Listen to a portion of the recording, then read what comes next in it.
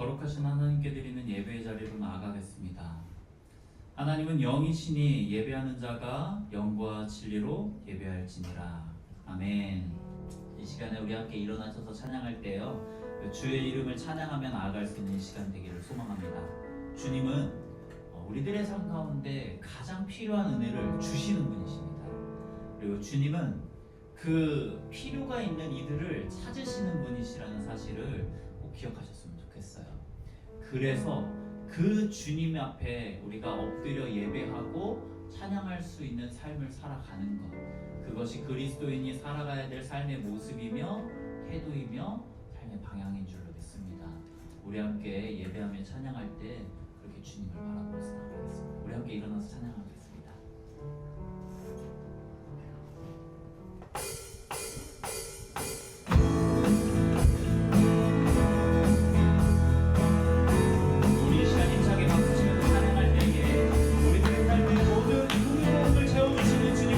찬양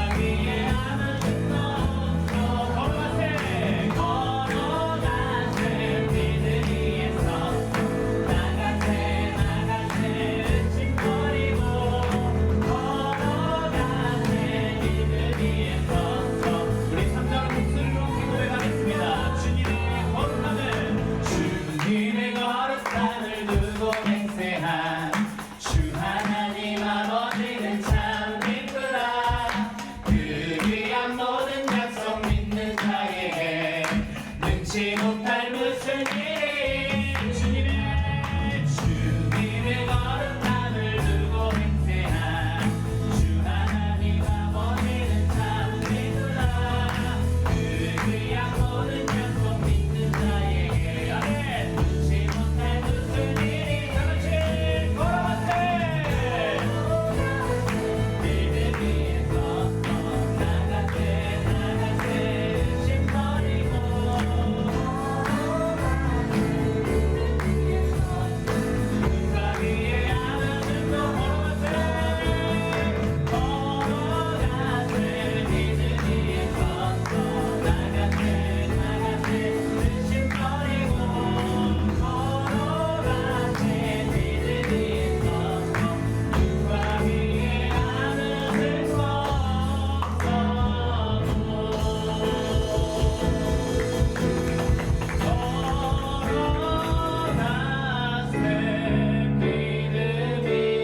섰어 나같이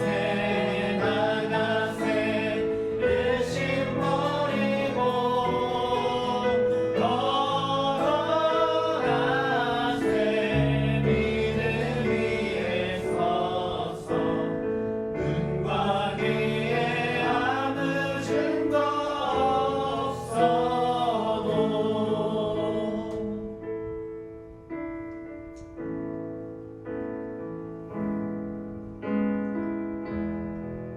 우리들이 언제나 주님 앞에 나올 때 우리들의 눈에 보이지 않는다 할지라도 내 손에 잡히지 않는다 할지라도 주님이 계심으로 말미암아 우리들의 목마름은 해결될 것이고 나의 삶의 여러 가지 그 상황과 환경들은 변화될 줄로 믿습니다. 내가 가지고 있는 것을 바라봤을 때 절망일지 몰라도 나를 채우실 주님을 바라봤을 때 또 그렇게 주님으로 나의 모든 것들이 채워졌을 때 그것이 은혜였고 그것이 하나님의 함께 하심이었음을 우리는 기억할 줄로 믿습니다. 주님 언제나 우리를 사랑한다 말하시고 사랑하셨기 때문에 그 모든 것을 내어주셨음을 기억하며 나아갈 수 있는 우리들의 삶이 되기를 소망합니다. 이 시간에 함께 우물가의 연인처럼 찬양할 때 주님 우리를 예수로 채울 수 있는 믿음을 허락하여 주시옵소서. 함께 고백하면서 나아가겠습니다.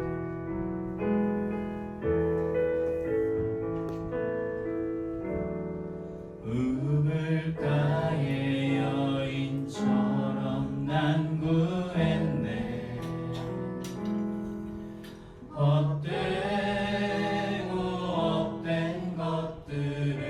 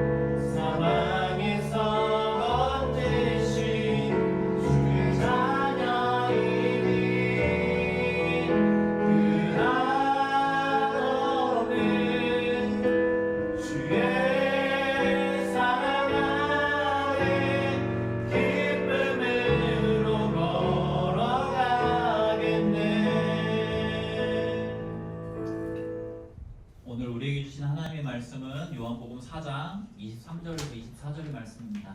요한복음 4장 23절에서 24절의 말씀을 다 함께 봉독하도록 하겠습니다. 시작. 아버지께 참되게 예배하는 자들은 영과 진리로 예배할 때가 오나니 곧 이때라. 아버지께서는 자기에게 이렇게 예배하는 자들을 찾으시느니라. 하나님은 영이시니 예배하는 자가 영과 진리로 예배할지니라. 아멘. 오늘 본문 말씀 가지고 거룩한 사건이 일어나는 곳이라는 제목으로 말씀을 상고하려고 합니다. 우리 한번 다 같이 따라해 보실까요? 거룩한 사건이 일어나는 곳. 거룩한 사건이 일어나는 곳. 저희가 이제 저번 주에 수련회를 다녀왔잖아요. 거기에서 주되게 함께 나누고 싶었던 것은 우리 각자에게 주어져 있는 은사와 또 방향들이 있었다라는 것과 그리고 그것이 이제 하나가 되어서 한 교회를 이루며 나아간다라는 것을 이야기하는 것이었습니다. 그러니까 서로 다른 우리가 하나의 공동체로 모이고 다양한 에너지들이 한 방향을 향하여 나아가게끔 만든다는 것, 이게 교회되어져 가는 과정이지 않을까라고 생각해 보는 거예요. 그러니까 쉽게 표현하면 교회는 보면 항상 좀 부담스러워요. 무언가를 해야 되고 무언가를 만들어내야 되는 그런 상황들이 생기더라고요. 근데 왜 그것이 부담스럽고 왜 나를 자꾸 불편하게 할까라고 했더니 내가 하고 싶지 않았던 것과 내가 또 잘 못하는 것, 그리고 거기까지는 아닌데 라고 생각하는 것들도 함께 나아가야 되더라고요. 그러니까 저도 한 주간 묵상하면서 들었던 생각이 그거예요. 저는 제가 진짜 어느 포인트에서 그런 소름 돋는 경험이었냐면, 우리들이 생각했던 것들을 쌓고 세우는 과정 가운데에서 어쩔 수 없이 빼야 되는 것들이 있더라고요. 그런데 그 어쩔 수 없이 빼야 되는 것들도 어느 순간에 세워질 수 있을 것이고, 지금은 뺐지만, 지금은 잠시 양보했지만 결국은 그 모든 것들이 합쳐져 가는 과정 가운데에 교회가 세워지는 것은 아니었을까라는 생각을 해봤다는 거죠. 여러분, 이게 이제는 우리가 가장 근본적인 질문 앞에 한번 서볼 필요가 있는 거예요. 그러니까 우리가 왜 오늘 모였는가예요. 우리가 오늘 이 자리에 왜 왔는가? 그리고 우리가 오늘 드리는 이 예배에 대한 정의는 무엇인가? 이러한 것들에 대해서 한 번쯤 이제 고민해 볼 필요가 있어요. 예배는 무엇이고, 그래서 그 예배를 통하여서 우리가 과연 어떤 은혜들을 누리며 살아가고 싶은 것인가? 이것을 한번 생각해 봐야 된다는 거죠. 오늘 본문 말씀은 예수님이 사마리아 여인과 나눈 대화의 내용이에요. 저는 이 예수님이 사마리아 여인과 나눈 이 대화의 내용을 여러분과 함께 먼저 말씀을 시작하기 전에 나누고자 해요. 보면 예수님이 사마리아에 들어갔다라는 표현을 써요. 여기에서 사마리아라고 하는 지역이 가지고 있는 특징을 먼저 알아야 돼요. 그 유대인들은 자기 민족만이 우월하다라고 하는 생각을 가지고 있었을 때 남유다와 북이스라엘로 나눠져요. 그리고 북이스라엘이 아수르라는 곳에 멸망하게 됐고, 아수르는 북이스라엘을 혼혈 정책으로 다스려요. 그러니까 쉽게 말해서 그 어떤 가족 관계를 맺으면서 그곳을 이제 우리나라화 시키고자 했었던 거예요. 자신들만의 민족성이 강했던 이스라엘 백성들에게 남유다와 북이스라엘로 나눠졌을 때 남쪽에 있었던 남유다 사람들이 이제 북이스라엘 사람들을 경멸하고 싫어하기 시작해요. 그런데 북이스라엘의 수도가 사마리아였다는 거예요. 그래서 사마리아라고 하는 곳은 대표적으로 남유다, 그러니까 우리가 흔히 생각하는 이 유대인들이 바라봤을 때 더러운 곳이고 더러운 사람이 사는 것이고, 같은 이스라엘 민족이라고 말하지만 그들은 이방이었던 거예요. 예수님이 사마리아 여인과 만나게 되는 이 과정이 이제 중요한 건데, 예수님의 제자들이 세례를 베풀었다라는 그 소식 때문에 바리새인들과 불필요한 충돌과 의견에 대한 나눔이 생겨야 됐을 상황이 생겼어요. 그래서 예수님은 그 불필요한 충돌을 피하기 위해서 갈릴리로 가는 것을 선택하세요. 그런데 갈릴리로 갈 때에 잘 보세요. 여기가 갈릴리면 지금 예수님이 여기에 계시고 직선주로로 가는 길이 사마리아를 통하는 길이에요. 그런데 대체적으로 많은 이스라엘 백성들은 우회해서 먼 길로 갔던 거예요. 왜냐하면 더러운 곳이었기 때문에. 예수님은 사마리아로 간 이유가 어떤 효율과 어떤 그 무언가를 아끼기 위함이 아니었던 거예요. 예수님은 정확하게 그곳에 복음을 전하기 위해서 일부러 사마리아를 통해 가십니다. 그런데 이제 거기에서 만난 그 여인이 중요한 거죠. 여인을 만났어요. 사마리아의 여인의 상황은 되게 이중적이었던 거예요. 여인이라고 하는 상황과 또 그 상황 가운데서 소외당하고 상처받는 상황이 두 개가 있었던 거예요. 그러니까 가장 뜨거운 정오, 그래서 그때의 물을 길러러 왔었던 여인은 성별적으로 일단 여인인데 거기서 그 무거운 것을 해야 되는 어떤 좀 안타까운 처지에, 그리고 정오에 왔다는 것은 많은 사람들의 시선을 피해서 왔다는 거예요. 제가 이 말씀을 준비하면서 시에스타라고 하는 단어를 여기서 이제 알고는 있었는데 그런 의미인지는 처음 알았거든요. 시에스타가 낮잠이라는 단어더라고요. 그래서 유럽이나 이 고대 근동지방에, 그러니까 중앙아시아 이쪽에 있는 사람들은 낮잠 시간이 있대요. 그러니까 오후쯤에는 너무 덥기 때문에 활동하지 않는 시간이 있다는 거예요. 그때 사마리아 여인이 물을 길러러 왔다라고 하는 것은 어떤 다른 사람들의 시선을 피해서 왔었던 상황이었던 거예요. 여러분, 이제 예수님과 대화가 시작됩니다. 잘 보세요. 민족적으로도 별로 좋지 않은 상황, 개인이 가지고 있었던 어떤 상황으로도 좋지 않은 상황, 그런 상황이 예수님이라고 하는 한 사람이 이제 그 여인에게 말을 걸기 시작하는 거예요. 뭐라고? 저기요, 물을 좀 주실 수 있을까요? 라고. 그때 여인이 뭐라고 말하냐면, 너 유대인이잖아. 그런데 나한테 왜 말 걸어? 그러니까 그런 경험을 할 수 있는 상황이 아닌 거예요. 무언가 더러운 민족 가운데에서 불편한 상황에 살아가는 여인에게 누구도 말 걸지 않을 때에 저기 죄송한데 저한테 물 좀 주시겠어요? 아니, 이 시간에 나와서 물 뜨는 여인인데 사마리아 사람이면은 너 모르겠어? 누구도 나에게 말 걸지 않잖아. 왜 나한테 말 거는 거야? 라고 이야기하는 거예요. 그러니까 예수님이 뭐라고 말하냐면, 당신이 지금 말을 걸고 있는 내가 누구인지 알았다면 너는 나한테 구했을 거야 라고 다시 반문하세요. 그러니까 물을 달라고 했었던 예수님이 나한테 왜 말 거세요? 라고 했을 때 다시 예수님이 했던 말은 이거예요. 너 내가 누군지 모르지? 그런데 내가 누군지 알았으면 도리어 너가 나한테 물을 달라고 했을 거야 라고 이야기해요. 그때 여인이 또 이상한 이야기를 합니다. 이봐요, 잘 보세요. 여기 우물은 깊어요. 너 그릇도 없잖아. 물 뜰 그릇도 없잖아. 그런데 어떻게 물을 받을 수 있겠어? 내가 어떻게 너한테 물을 줄 수 있겠어? 야곱의 우물인데 야곱보다도 네가 더 위대해? 지금 이 우물의 그 기원보다도 네가 더 대단해? 여인이 이렇게 이야기하는 거죠. 그때 13절과 14절에서 이제 뭐라고 말하냐면, 이 물을 마시면 곧 목마를 거예요. 그런데 내가 주는 물을 먹으면 영원하도록 영생하도록 솟아나는 샘물이 되어 목마르지 않을 겁니다 라고 이야기해요. 그러니까 예수님이 말씀하시는 이 영원한 생명이라고 하는 것은 하나님에 속하고 절대적이면서 완전한 생명이 있을 거라는 것을 이야기하는 거예요. 근데 너무 대화가 잘 안 되지 않나요? 물 좀 주세요. 너 나한테 왜 말 걸어? 야, 너 내가 누군지 알아? 알았으면 내가 너한테 더 좋은 물을 줬을 건데? 응? 뭐라고요? 이 우물을 만든 사람보다 당신이 더 위대한가요? 잘 기억해봐요. 이 물을 마시면 넌 목마를 거지만 내가 주는 물을 먹으면 영원히 목마르지 않을 거야.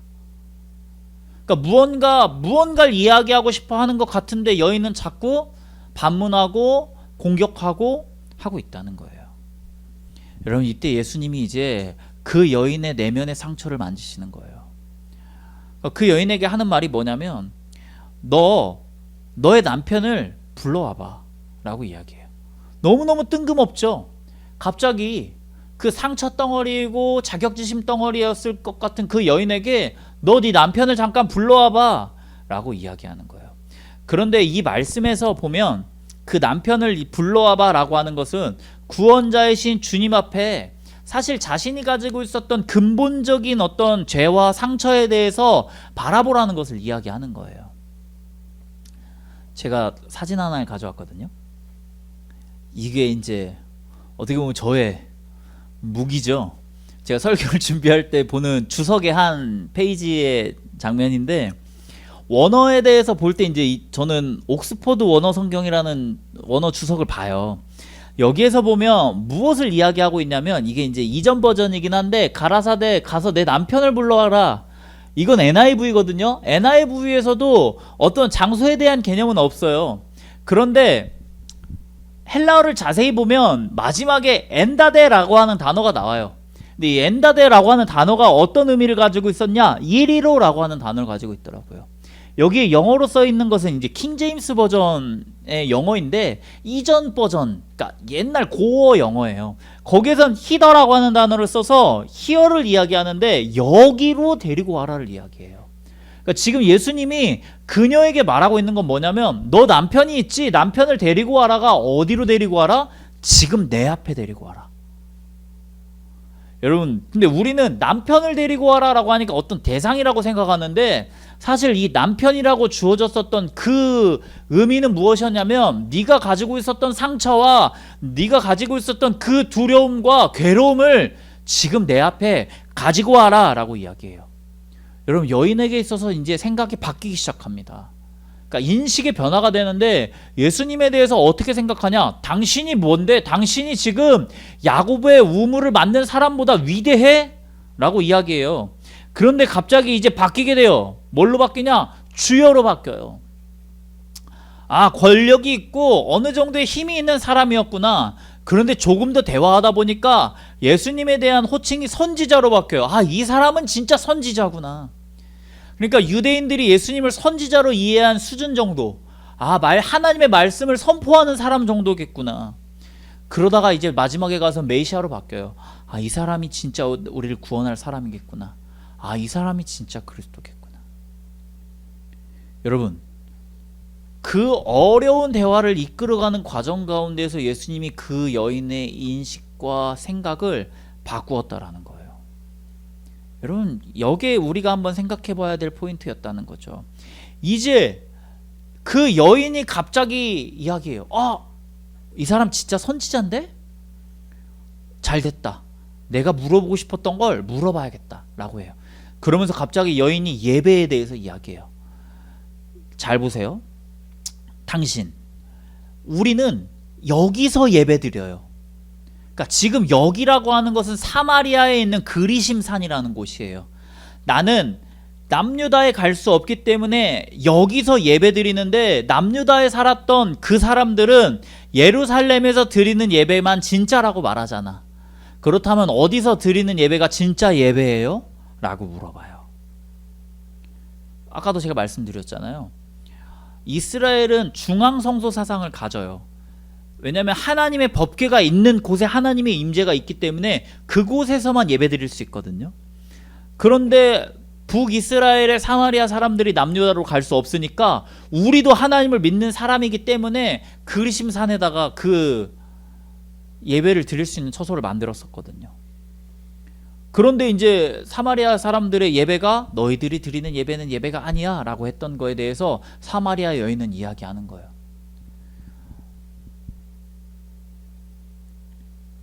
여러분, 21절에서 이제 이렇게 말합니다. 우리 21절 말씀 한번 다 같이 읽어볼까요? 21절입니다. 시작. 여자여, 내 말을 믿으라. 이 산에서도 말고 예루살렘에서도 말고 너희가 아버지께 예배할 때가 이르리라.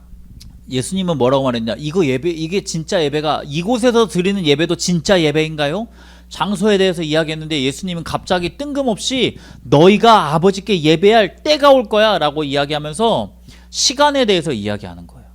그러니까 23절에서 또 다시 말합니다. 23절에서는 이렇게 말해요. 아버지께 참되게 예배하는 자들은 영과 진리로 예배할 때가 오나니 곧 이때라. 아버지께서 자기에게 이렇게 예배하는 자들을 찾으시느니라. 여러분, 여인과 같이 예배하고 싶어하는, 진짜 예배를 드리고 싶어하는 이들을 찾으시는 분이라는 거예요. 그러니까 하나님이 예배하는 자들 가운데 나아간다라고 하는 것. 여인은 지금 교회를 말하고 있어요. 그러니까 여인은 지금 공간을 말하고 있어요. 어디서 드려야 진짜 예배인가요?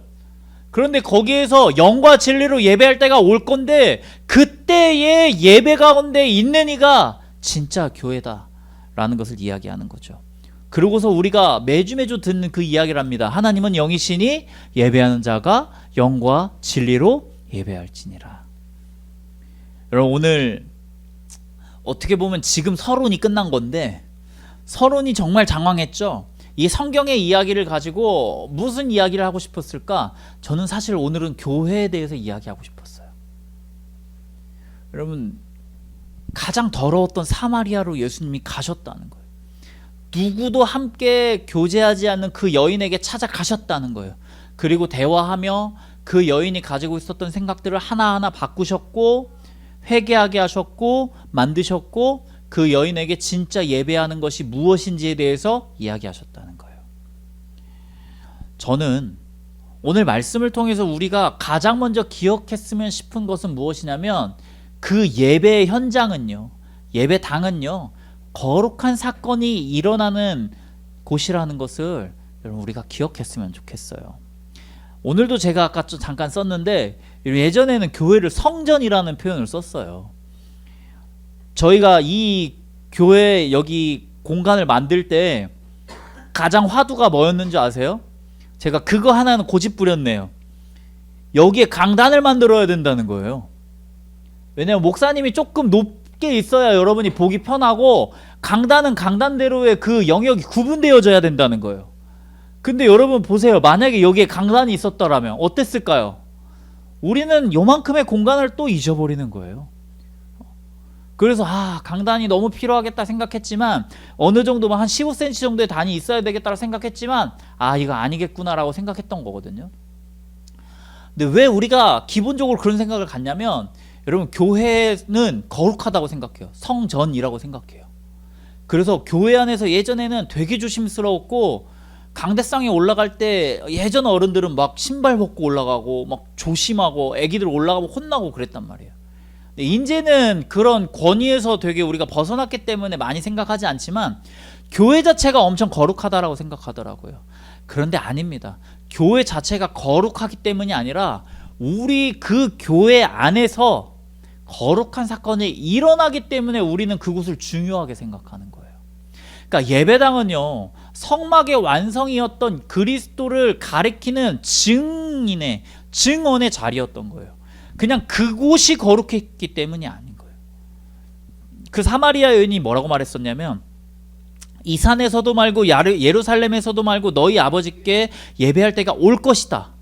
여러분 예수님이 하셨던 말이 그거예요. 야 그리심도 아니야, 예루살렘도 아니야, 그냥 예배하는 사람이 있는 그곳이야. 이걸 이야기하는 거예요. 여러분 그러면서 하셨던 말씀이 그거죠. 하나님은 영이시니 예배하는 자가 영과 진리로 예배할지니라. 여러분 영과 진리라고 하는 단어에 대해서 제가 잠깐 설명을 드릴 건데, 영이라고 하는 것은요, 그 원어에서는 푸뉴마라고 하는 단어를 쓰는데 이 푸뉴마라고 하는 단어가 호흡이라는 단어거든요. 그러니까 우리가 영으로 살아간다라는 건 호흡하며 살아간다는 거예요. 결국은 하나님과 함께하며 내 호흡이 들어가고 나가는 것과 같이 내가 하나님을 들이마시고 내가 하나님을 내뱉으며 살아가는 삶을 이야기하는 거예요. 여러분 하나님은 영이시래요. 하나님은 이미 물리적으로 어느 한 공간 안에 정박하고 정착하는 곳이 아니라 계속해서 함께 하시는 분이라는 거예요. 그러면서 이야기하는 것은 결국은 진리, 예수 그리스도와 함께하는 삶을 살아가는 것. 여러분 내가 하나님과 함께하며 예수 그리스도로 살아가는 삶을 살아가는 것, 여러분 그게 바로 예배하는 시작이라는 거예요. 그래서 이야기해요. 바르트라고 하는 사람이 하나님의 임재에 대해서 이야기하는데, 하나님의 임재는 어떤 공간이나 어떤 곳에 정박하는 것이 아니라는 거예요. 그냥 그 공간 안에서 일어나는 말씀의 사건을 통해서 우리에게 도달되어져 가는 것, 여러분 이게 바로 하나님의 임재라는 거예요.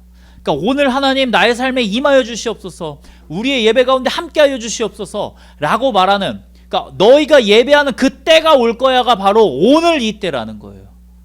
오늘 이 공간 안에서 이 예배당에서 이루어지는 그 수많은 말씀의 사건들이 오늘 나를 감동하게 하는 것, 감사하게 하는 것, 오늘 나를 깨닫게 하는 것, 나를 알게 하는 것, 나를 찔리게 하는 것. 여러분, 그러한 사건들이 바로 하나님의 임재의 순간들이었다라고 하는 것을 여러분 기억하셨으면 좋겠어요. 오늘 그 사건이 이 자리에서 일어납니다. 오늘 누군가 포기하려 했었던 것들을 다시 붙들게 하며 살아가게 합니다. 여러분, 우린 다 알더라고요. 아침에 제가 책을 읽으면서 잠깐 고민했는데 우리는 잘못되어져 가는 것을 알더라고요. 그런데 외면합니다. 왜요? 힘드니까, 불편하니까, 귀찮아지니까. 그런데 하나님의 임재가 오늘 이 시간 이 자리 가운데 있을 줄로 믿습니다. 그러면서 생각했어요. 왜 우리들의 이 예배에는 이렇게 말씀이 많을까?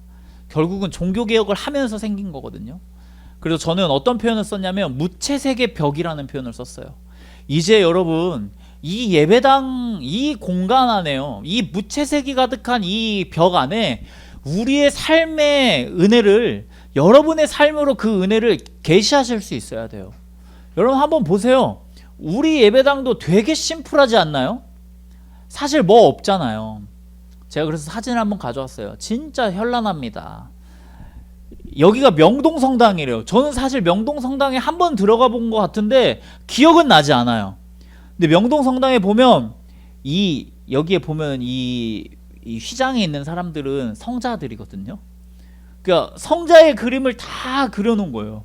그러니까 무언가 상징물들이 엄청 많아요. 천사가 있고, 그 다음에 뭐 마리아가 예수님을 안고 있고, 종이 있고, 뭐가 있고. 여러분, 성당에는 팔각형으로 되어져 있는 세례반도 있고 성수도 있고 되게 많은 것들이 있어요.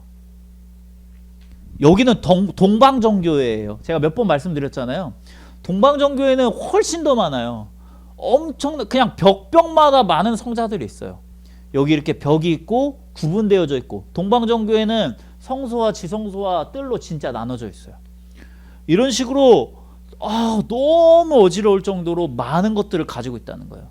그런데 개신교의 예배당은요, 본질을 엄청나게 중요하게 생각했어요. 그리고 그 본질이 무엇이었냐면 말씀이었던 거예요. 제가 교회 사진들 한번 보여드릴까요? 이건 그냥 안동에 있는 어떤 교회래요. 우리가 생각하는 디폴트의 교회죠. 그냥 벽에 아무것도 없고 벽에 있는 거 에어컨 혹은 선풍기, 그리고 강단에 있어봐야 의자, 그리고 꽃꽂이. 여기는 제가 여러분들에게 꼭 보여주고 싶었던 교회인데 무학로교회라는 곳이에요. 그 건축가 중에 승호상이라는 건축가가 있는데 그분이 건축한 설계한 교회거든요. 진짜 너무하지 않나요? 여기서는 1시간의 예배가 힘듭니다. 왜냐면 의자가 딱딱하기 때문에. 진짜 아무것도 없는 이 무채색의 공간을 원하더라고요. 근데 초대교회란다. 그 칼빈이 처음에 종교개혁을 했었을 때도 대체적으로 이랬어요. 종교개혁지에 가면 되게 있는데 이렇게 1.5층 정도로 설교단이 올라가 있어요. 회중들은 그 밑에 그냥 서 있고. 여러분, 이게 우리가 왜 이렇게 드라이하게 공간을 만들었는가? 여러분, 칼빈은 예배의 공간 안에서 시각적인 요소들을 다 제거했어요. 그리고 제가 몇 번 말씀드렸던 것처럼 합동측 교회는 예배당에도 교회에도 십자가를 잘 세우지 않는다. 왜냐면 그것도 형상이었기 때문에. 근데 그 텅 빈 공간이 미완성의 공간이 아니라 그곳에서 하나님만을 바라볼 수 있는 공간이라고 하는 생각이 있었다는 거예요. 여러분, 이거예요. 화려한 형상이 있는 그런 공간이 아니라 그냥 아무것도 없는 벽 앞에서 하나님의 말씀을 바라보며 하나님을 바라볼 수 있는 것. 여러분, 이게 우리의 삶에 필요하지 않을까라고 생각해요. 오늘 주보에 포스트잇이 좀 붙어있지 않나요? 제가 모두가 참여할 수 있는 예배 나눔에 대해서 저는 좀 고민이 많이 돼요. 그리고 이게 사실상 지금 우리가 해보지 않았었던 것들이었기 때문에 되게 많이 고민된다는 거예요. 예배 중에 나눠볼까? 예배 마치고 바로 그냥 오늘 저는 어떤 은혜를 받았어요 나눠볼까? 이런 고민들이 주어지게 되는 거에서 그러면 먼저 그냥 붙여보자. 저 뒤에 있는 벽을 제가 정리했거든요. 여러분, 그냥 오늘 받은 은혜 그 포스트잇에 이름을 적으셔도 좋고 이름을 적지 않아도 좋은데 그냥 적어서 붙이고 가보십시오. 그리고 한 주간 고민해 보세요. 내가 적었던 그거 한 주간 난 살았는지, 그리고 그 다음 주에 와서 그곳을 보는 거예요. 그리고 뭐 다시 리플도 잘 살았다, 쓸 수 있으면 쓰고, 아니면 마음속으로 생각하고. 여러분, 그거예요. 오늘 이렇게 선포되어진 말씀이 다시 한 번 더 나누어질 수 있는 순간으로 나아가는 것, 여러분, 그게 이 무채색의 공간 안에 하나님의 은혜를 계시하는 순간은 아닐까 저는 생각해 봅니다. 여러분, 그때가 오늘 이때인 것 같아요. 계속해서 하나님은 말씀하십니다. 하나님 우리를 채우십니다. 하나님 우리를 알게 하십니다. 그런데 그 순간에 자꾸 우리는 내가 기억했을 거라 생각해요. 내가 알고 있을 거라 생각하고 내 것이었다라고 생각하더라고요. 그런데 그것이 아니더라고요. 여러분, 적으시고 새기시고 그리고 그것을 되뇌이셔야 돼요. 그게 그리스도인이 말씀을 기억하며 살아가는 삶이라는 것을 여러분이 생각해야 될 줄로 믿습니다. 여러분, 진짜 성전은요, 여러분 자신이에요. 오늘 그리고 이 교회는요, 이 예배당은요, 그저 훈련의 장소였다라는 것을 저는 여러분들이 기억하셨으면 좋겠어요. 성전이, 교회가 여기만 있는 건 아니잖아요. 그런데 거기에서 우리가 기억해야 될 것들은 성령이 거하시는 그 한 사람 한 사람이 하나님의 말씀을 오늘 내가 바라보고자 하는 그 순간 나를 변화시키는 하나님의 은혜와 역사가 주어지게 되는 그때가 여러분 예배하는 그때이고, 그게 영과 진리로 하나님을 바라보는 순간이라는 거예요. 우리의 삶에 일어나는 하나님의 역사들이 있었기 때문에 우리가 걸어가는 그 삶의 영역이 여러분 거룩해지는 것입니다. 이 사마리아 여인이 28절에 보면 이렇게 말합니다. 여자가 물동이를 버려두고 동네로 들어가서 사람들에게 이르되. 여러분, 그 여인이 지금 그의 목표였잖아요. 가장 뜨거운 정오에 물을 뜨러 왔는데 자신의 삶의 목표와 방향과 지금 필요를 내려놓았더라고요. 그 여자가 물동이를 내려놓고 내가 행한 모든 일을 내게 말한 사람들에 와서 보라, 이는 그리스도가 아니냐 라고 선포하더라고요. 여러분, 우리들의 삶 가운데 필요로 하는 것들이 있어요. 돈이 될 수도 있고, 직업이 될 수도 있고, 결혼이 될 수도 있고, 성공이 될 수도 있고, 되게 많은 것들이 될 수도 있어요. 그런데 그 물동이를 내려놓으며 다시 세상 가운데 들어가 예수를 선포하는 그 순간, 여러분, 그때 저는 역사가 일어나고 그러한 결단의 그 불편한 헌신들이 교회를 이루게 될 줄로 믿습니다. 그 여인이 정오에 올 수밖에 없었던 이유는 사람들과의 관계에 불편함이 있었기 때문인데, 그 불편함을 뛰어넘을 수 있을 만큼, 여러분 잘 보세요. 내가 이 사람을 만났는데 그 사람은 그리스도인 것 같아요 라고 선포할 수 있었던 거예요. 여러분, 이거예요. 예배는 내가 하나님께 드리기 위해 모이는 것인데, 여러분, 그것보다 더 중요한 것은 하나님이 우리를 위해 우리에게 무언가 하시도록 내가 자리를 내어 드리는 것입니다. 하나님, 오늘 내가 할게요. 하나님, 오늘 내가 그거 하겠습니다 보다, 하나님 오늘 그 자리를 통하여 일하여 주시옵소서. 그렇게 하나님의 주도하시는 삶을 살아갈 수 있는 우리가 되기를 소망합니다. 여러분, 오늘 이 예배당이요, 거룩한 사건이 일어나는 자리라는 것을 기억하십시오. 답답하더라고요. 실제 나를 다른 사람의 말로 마주하는 건 답답하더라고요. 공격받는 것 같고 왠지 내가 잘못한 것 같더라고요. 그런데 하나님이 계속해서 깨닫게 하시더라고요. 뭐요? 그 거룩한 사건이 일어나면서 알게 하시더라고요. 그렇게 두 번째요, 여러분의 그 무채색의 벽을 이제 삶의 은혜로 새겨 나가십시오. 그리고 이 예배당을 나서는 그 순간 사마리아 여인처럼요, 여러분이 살아있는 성전 될 수 있도록 하나님의 그 역사를 선포하실 수 있는 우리가 되기를 소망합니다. 여러분, 오늘의 말씀의 제목이었죠. 그 말씀의 제목, 거룩한 사건이 일어나는 것. 그곳은 오늘 이 자리가 아니라 여러분의 삶일 줄로 믿습니다. 이런 예수 그리스도를 그러기 위해 우리들의 삶에 보내신 거예요. 함께 찬양할 이 찬양이요, 사랑한다 말하시네라고 하는 찬양입니다. 가사를 보면 이렇게 말해요. 아무런 자격도 없고 아무런 소망도 없는 나에게 사랑한다라고 말하셨더라고요. 여러분, 그거를 깨닫는 곳이 여러분 이곳이에요. 그리고 이제 우리가 주의 자녀로서 살아가는 삶이 되어져 가기를 소망합니다. 말씀 기억하면서 우리 함께 고백하겠습니다.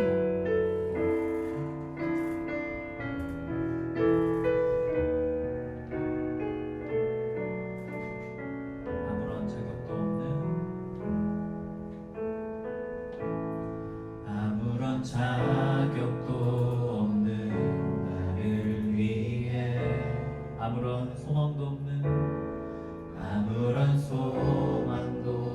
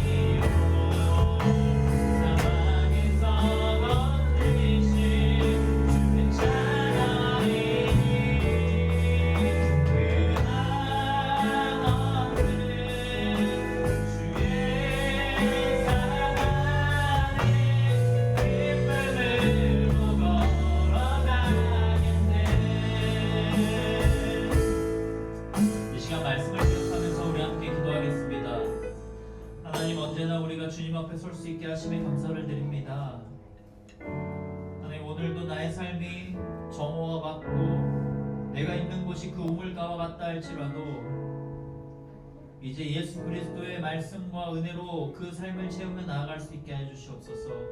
더 주님 바라보며 나아갈 수 있는 순간순간들 되게 하시고 이제 이곳을 벗어나는 그 모든 순간 가운데에 하나님의 사랑이 나를 뒤덮고 있었음을 기억하며 나아가게 해주시옵소서. 주님을 바라보고 주님을 의지하고 주님을 찬양하길 소망합니다. 하나님 오늘도 우리 가운데 함께 하소서. 그렇게 주님만 찾는 예배의 순간을 이루며 나아갈 수 있는 그 역사와 은혜가 주어지게 하여 주옵소서. 오늘 많은 성도들 귀한 예물 주님 앞에 드립니다. 이 예물 가운데 함께 하셔서 하나님의 역사를 이루며 나아갈 수 있는 이들의 삶이 될 수 있게 하여 주시옵소서. 이들의 삶의 전부를 드리며 나아가오니 이들의 땀과 이들의 수고와 이들의 헌신 때문에 하나님 나라가 세워지게 하시고 이들의 살아가는 삶이 더욱 조금 더 평안해지고 안전해지고 조금 더 풍요로워질 수 있게 하나님 이끌어 주시고 도와주시고 함께하여 주시고 꼭 이들의 삶이 아직 정오와 같다 할지라도 주님 함께하심 때문에 그 정오도 이기며 나아갈 수 있는 믿음을 허락하여 주옵소서. 주님 언제나 함께하시고 우리 교회 가운데 역사하시고 인도하시고 함께 살아가는 모든 이들의 삶에 하나님 일하여 주시옵소서. 이제는 우리 구주 예수 그리스도의 은혜와 하나님의 사랑과 성령님의 내주교통 인도하심이 주님만을 바라보며 나아가기를 소망하며 다짐하는 그렇게 정오의 우물가에 예수님과 함께 대화 나누고 있는 삶을 살아간다 할지라도 그곳에서 깨닫고 알고 바라보며 이제 다시 세상 가운데 복음을 선포하며 나아가기를 다짐하며 소망하는 우리 온처치의 모든 성도들의 머리머리 위에 이제부터 영원까지 함께 하시기를 간절히 축원하옵나이다. 아멘.